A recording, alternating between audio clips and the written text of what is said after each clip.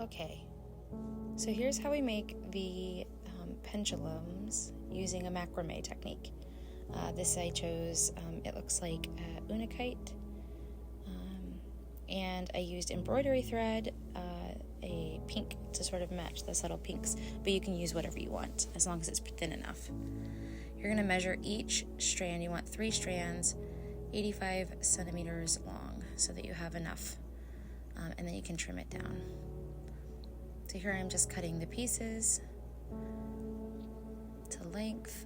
I usually just measure 1 and then I match them all. And you want 3 that you're going to fold in half, so you have these 3 loops. And I'm just showing here that you definitely want to have the ends match the ends, and then pull it through so that they're even length on each side for each loop that you have. And then you're going to stick it under and thread the ends through that loop you just made so that you can tie on one of the loops to your other strand. This is going to be the start of the triangle that will hold the point. And then you're going to take the other one and do the same thing. Make a loop, feed the thread through so that it is connected. And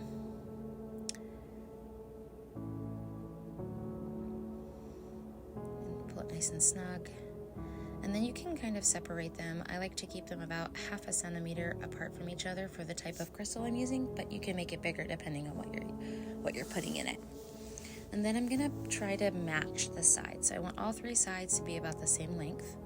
So I'm gonna pinch it where I want to put the knot, and I'm gonna use my other hand to make just a regular roll square knot, and I'm gonna use my fingers to push the knot towards where I'm pinching so that it puts the knot right where I want it. So I have this little triangle when I'm done. You'll see that when I pull it apart.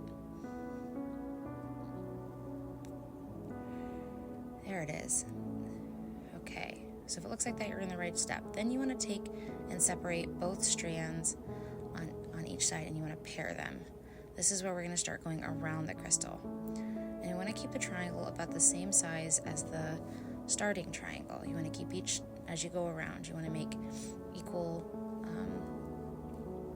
triangles.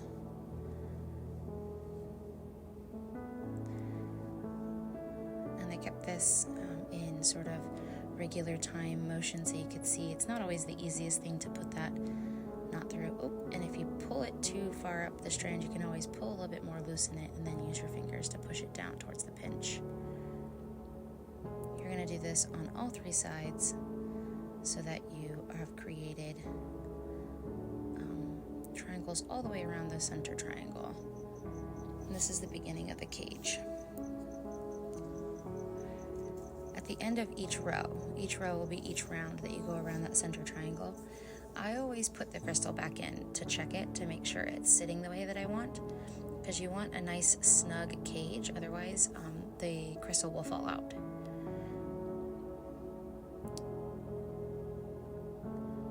So we're going to go all the way around and do all 3 sides of the triangle. See, with triangles on each side. Now we're on the 3rd one.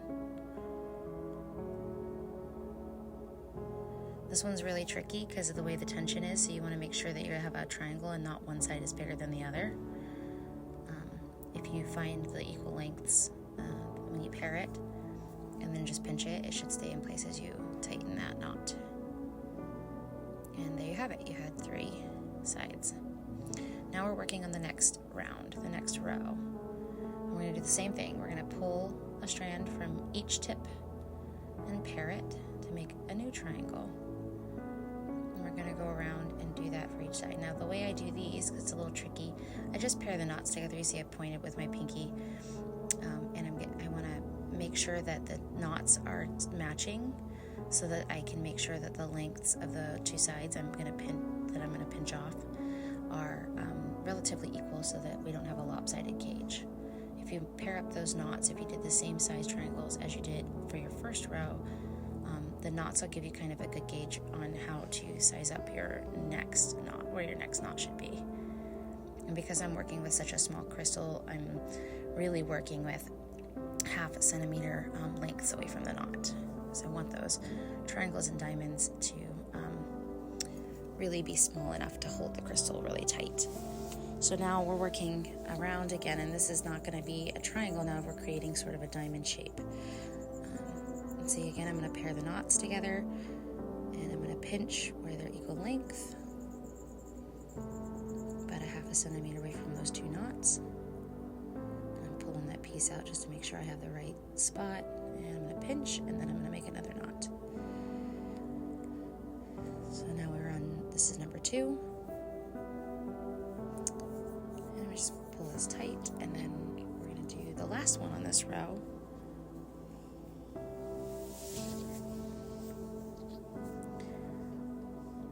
And I left this in kind of slow motion so that you, not slow motion, but regular time, so you can see how to pull those knots.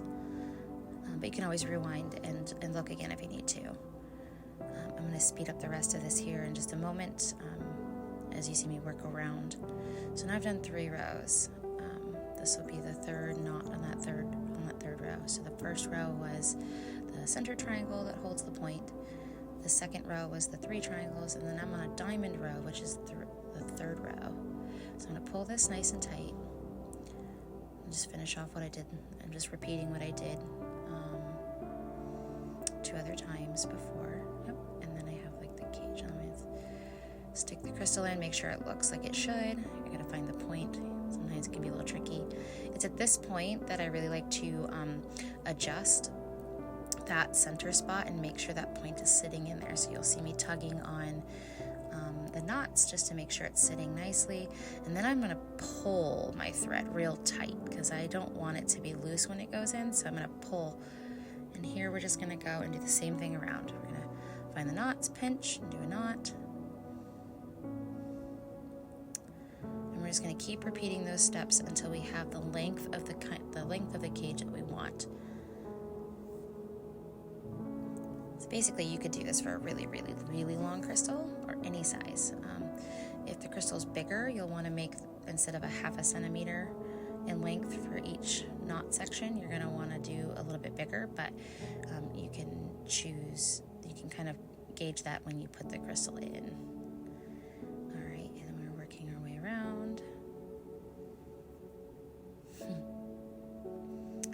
We're going to test it, see where we're at. Oh, we're almost at the end, so I'm going to do something a little different here in a moment.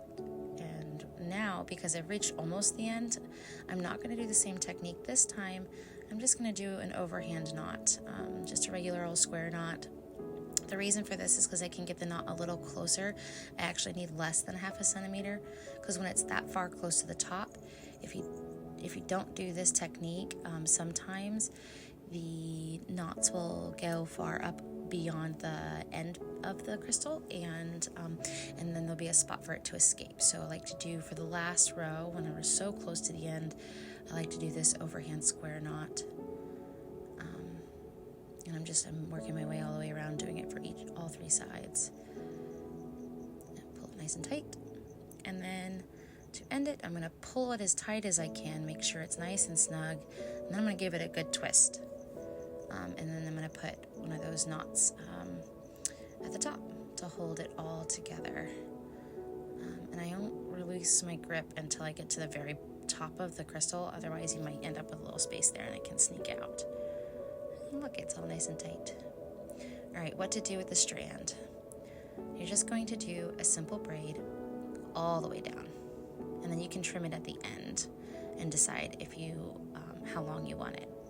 But with the measurements that I gave you, you should have plenty of length.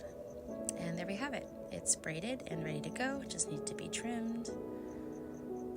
And you can adorn the end with like a little crystal piece if you want.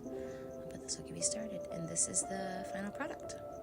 A beautiful unakite pendulum, macrame wrapped with some lovingly pink embroidery thread, cotton embroidery thread.